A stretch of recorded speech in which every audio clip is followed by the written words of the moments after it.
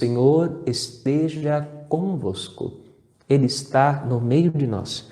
Proclamação do Evangelho de Jesus Cristo, segundo João. Glória a vós, Senhor. Naquele tempo, disse Jesus à multidão: Ninguém pode vir a mim se o Pai que me enviou não o atrai. E eu o ressuscitarei no último dia. Está escrito nos profetas: todos serão discípulos de Deus. Ora, todo aquele que escutou o Pai e por ele foi instruído vem a mim. Não que alguém já tenha visto o Pai, só aquele que vem de junto de Deus viu o Pai. Em verdade, eu vos digo, quem crê possui a vida eterna. Eu sou o pão da vida. Os vossos pais comeram o maná no deserto e, no entanto, eles morreram. Eis aqui o pão que desce do céu, quem dele comer nunca morrerá. Eu sou o pão vivo descido do céu. Quem comer desse pão viverá eternamente, e o pão que eu darei é a minha carne, dada para a vida do mundo. Palavra da salvação. Glória a vós, Senhor.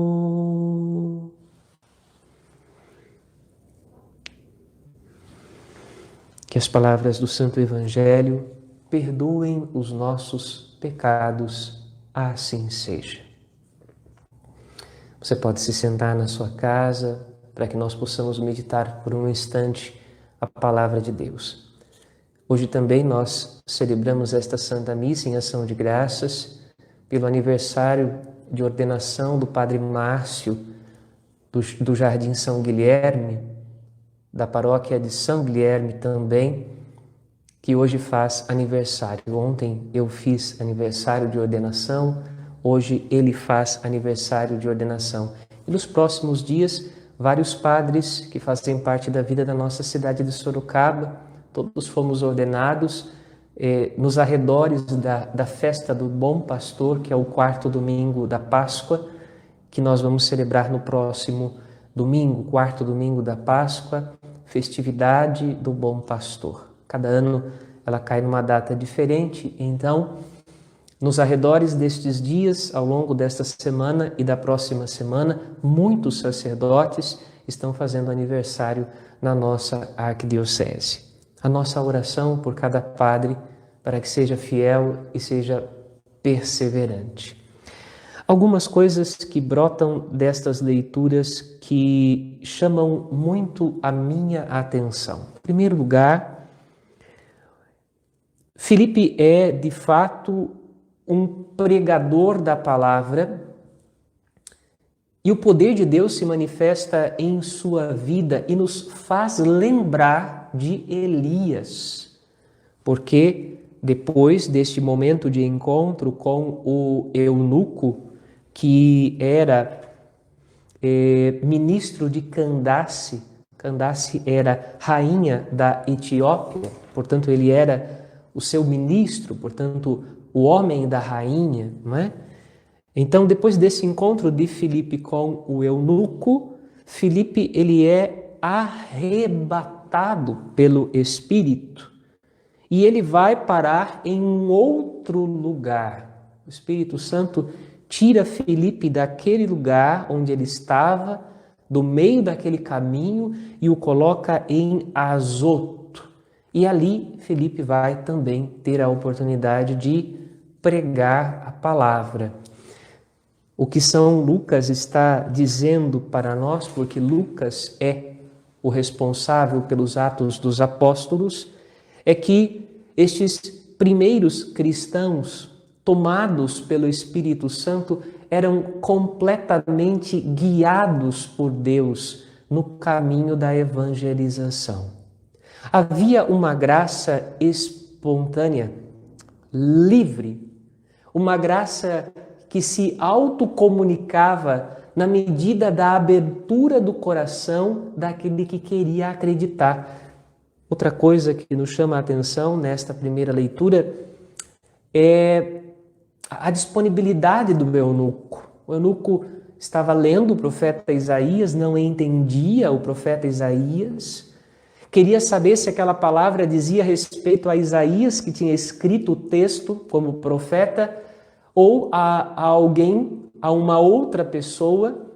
Felipe vai ter a oportunidade de dizer que o que escreveu Isaías, ele escreveu para falar do que aconteceu com Jesus, porque foi Jesus que de fato foi tratado como uma ovelha muda levada ao matadouro e assim por diante, como o texto que lemos. Então, a generosidade do eunuco se expressa neste pedido: pararam, aqui temos água, o que impede que eu seja batizado? Portanto, as palavras de Filipe ao evangelizar o eunuco fizeram sentido ao seu coração. Fizeram sentido às necessidades mais profundas da alma do eunuco. O eunuco não era uma pessoa ignorante, não era uma pessoa que ignorava as Escrituras. Embora não fizesse parte do povo de Israel, embora fosse pagão, conforme a cultura daquele tempo, conhecia a sabedoria dos profetas, lia Isaías, não estava longe da salvação. Quando Felipe tem a oportunidade de anunciar para ele Jesus, imediatamente, na primeira oportunidade onde ele vê água, ele pede o batismo e ali denuncia a sua profissão de fé. Ele acreditou na palavra anunciada por Filipe. De fato, os primeiros cristãos, os apóstolos enviados por Jesus, serão enviados até os confins do mundo, a todos os povos da terra, para anunciar-lhes a salvação, convidando eles ao batismo, convidando eles a mergulhar na morte com Cristo para renascer da morte para a vitória de uma vida nova em Cristo Jesus. No Evangelho, chama minha atenção esta citação que Jesus também faz dos profetas, quando Jesus recupera esta palavra: todos serão discípulos de Deus. Porque, de fato, os profetas tinham anunciado que chegariam tempos messiânicos em que toda a humanidade, todo o mundo, todos, portanto, uma multidão seria instruída pela palavra de Deus. Deus falaria ao coração da humanidade, instruiria, daria instrução, daria formação ao coração da humanidade, preencheria a humanidade do conhecimento dele. Deus se revelaria à humanidade. Por isso, quando nós caminhamos como discípulos de Jesus, caminhamos pelos passos do seu ensinamento, e o Evangelho, os Evangelhos, são, no conjunto deles, um testemunho claro, um testemunho vivo, porque a palavra é viva e eficaz, um testemunho vivo de Jesus Cristo, não só a palavra, mas também a tradição cristã, a tradição que recebemos da pregação dos apóstolos, são testemunhos vivos da presença e da palavra de Cristo. Esta palavra de Cristo revela Deus a nós. O mistério de Deus não está mais fechado ao coração humano, não. Qualquer pessoa que queira, por mais simples que seja, conhecer os mistérios do reino de Deus, qualquer pessoa que seja considerada ou desconsiderada pelo mundo, mas que queira mergulhar na morte com Cristo e ressuscitar, ela tem esta oportunidade. Jesus quis dar esta oportunidade à humanidade. Quando nós lembramos Jesus falando da oferta da viúva, daquela mulher que coloca no cofre do templo uma pequenina moeda em contraposição às grandes quantias que muitos que eram muito ricos traziam e depositavam ali no cofre do templo, Jesus vai dizer, ela deu tudo que ela tinha.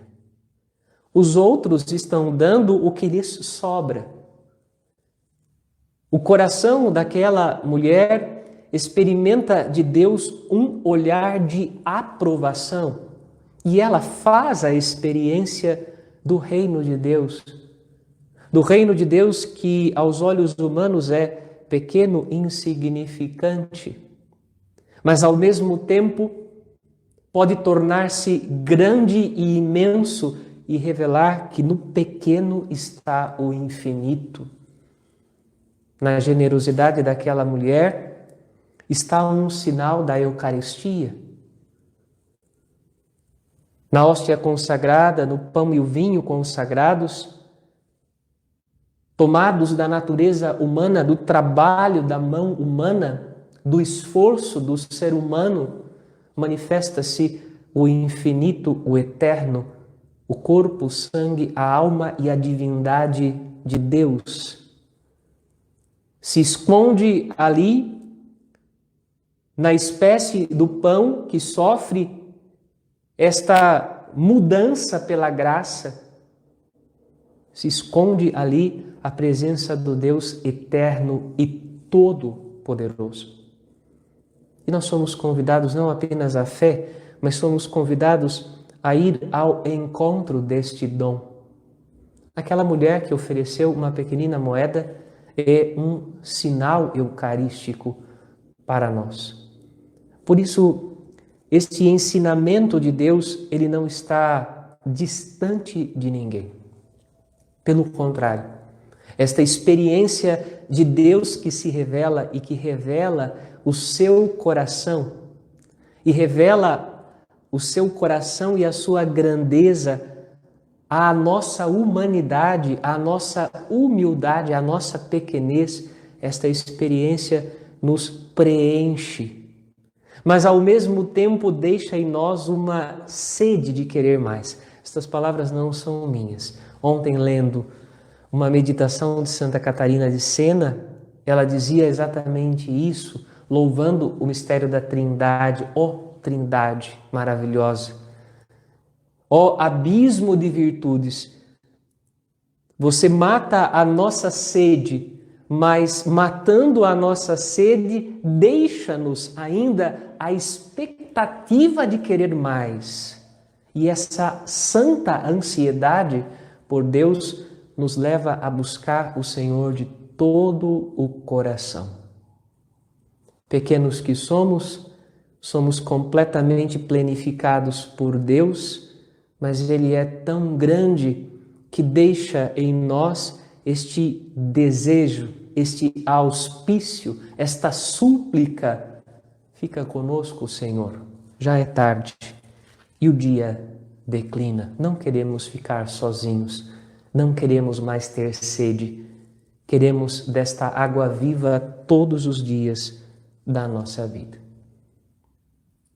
Vivendo o tempo pascal, nós somos convidados continuamente a mergulhar em Cristo e continuamente a pedir mais da sua presença em nossa vida. Que este momento que estamos vivendo de oração, de celebração eucarística, possa nos ajudar a conhecer melhor a Deus, a deixar que Ele nos instrua no caminho da salvação e da vida, que Ele nos preencha com a sua palavra e que Ele faça desabrochar de nós este desejo, esta sede de Deus, esta sede de permanência dEle na nossa vida e que depende de nós na medida em que o buscamos, porque o desejo de Deus é ficar com a gente, mas muitas vezes com nossas atitudes a gente manda Deus ir embora, ao contrário do que fez o eunuco convertido, não é? Muito bem, uma vez que eu entendi a palavra, uma vez que a minha inteligência está saciada, eu quero mais, eu quero mergulhar nas águas, eu quero o batismo, eu quero o mistério, eu quero Deus. E eu quero viver com Ele continuamente, todos os dias, mergulhando mais no seu mistério, no seu amor, no dom da sua vida, no que Ele quer me comunicar, para que eu seja completamente plenificado todos os dias da minha vida.